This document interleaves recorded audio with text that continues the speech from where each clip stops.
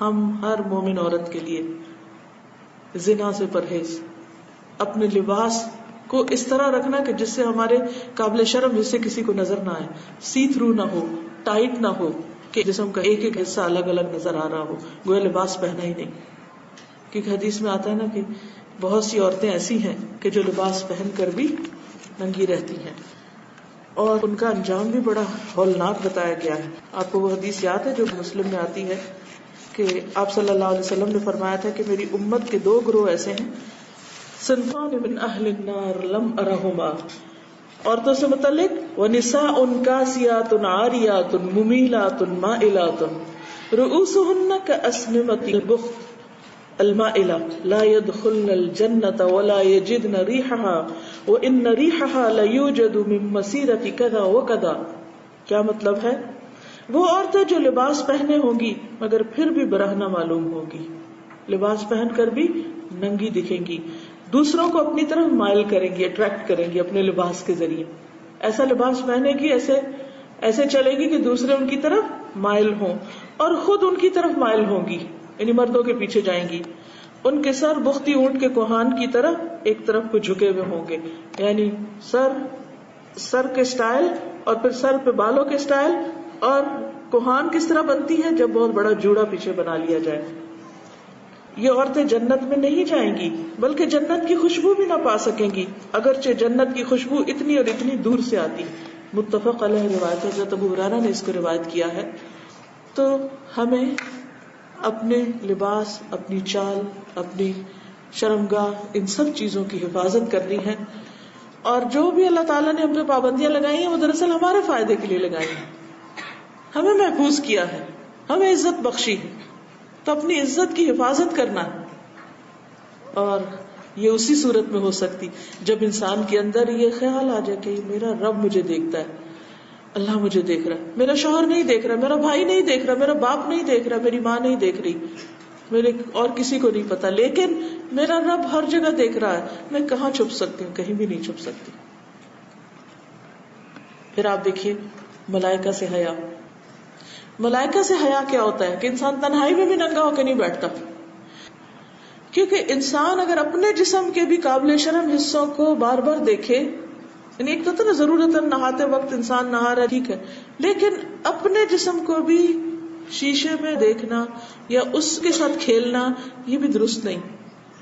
کیونکہ جب انسان لباس اتارتا ہے تو فرشتے اس سے پرے ہٹ جاتے ہیں، وہ حفاظت میں نہیں رہتا، پھر پروٹیکشن سے باہر آ جاتا ہے، پھر شیطان قریب آ جاتا ہے اور انسان کے اندر بے حیائی کے خیالات ڈالتا ہے. تو اس لیے اس سے بھی بچنا چاہیے. پھر اسی طرح لوگوں سے حیا. لوگوں سے حیا کیا ہے کہ انسان صرف یہ نہیں کہ ان کے ڈر سے کوئی کام چھوڑ دے، بلکہ ان کے ساتھ ایسا معاملہ نہ کرے، ایسی گفتگو نہ کرے، ایسی بات نہ کرے کہ جو بدتمیزی اور بد اخلاقی میں آتی. آج کل آپ دیکھیے کہ ایک بہت بڑا ٹرینڈ ہو گیا کہ ہم نے بچوں کو بہت آزاد چھوڑ دیا کہ وہ جس سے بھی چاہے بدتمیزی سے بات کریں، اور ہم کہتے ہیں بہت کانفیڈنٹ ہیں، بہت آؤٹ اسپوکن ہیں، بہت یہ اب ماڈرن دور کے بچے ہیں، یہ جیسے بھی چاہیں بڑوں کا مذاق اڑائیں. نہیں، اس کی اجازت نہیں دی جا سکتی.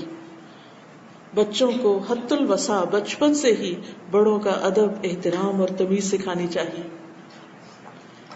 منہ پھٹ ہونا کوئی خوبی کی بات نہیں، بدتمیزی سے بات کرنا کوئی بھلی بات نہیں. دوسرے کے ساتھ جب گفتگو کرے انسان تو اس کا مرتبہ اور مقام پہچانے. کس سے بات کر رہا ہوں، کیا بات کر رہا ہوں، کیوں کر رہا ہوں.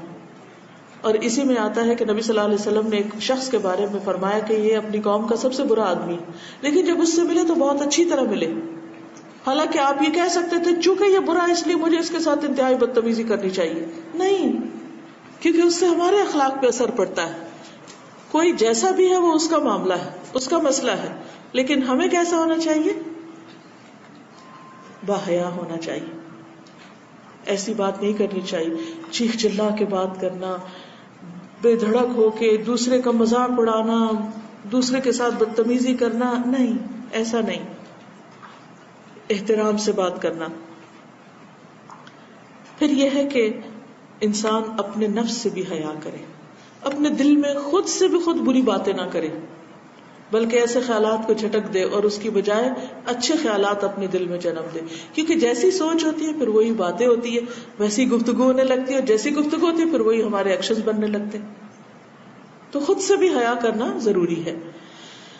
پھر انسان اپنے کاموں میں بھی, یعنی اپنی چال میں, اپنے رکھ رکھاؤ میں, اٹھنے بیٹھنے میں, اپنے گھر میں, اپنے کام کی جگہ پر, اسکول جاتے ہیں تو اسکول میں, گلی سڑک بازار گاڑی ڈرائیور کے ساتھ معاملہ کر رہے ہیں, کسی کے ساتھ بھی معاملہ کر رہے ہیں, ہر ایک میں ایک حیا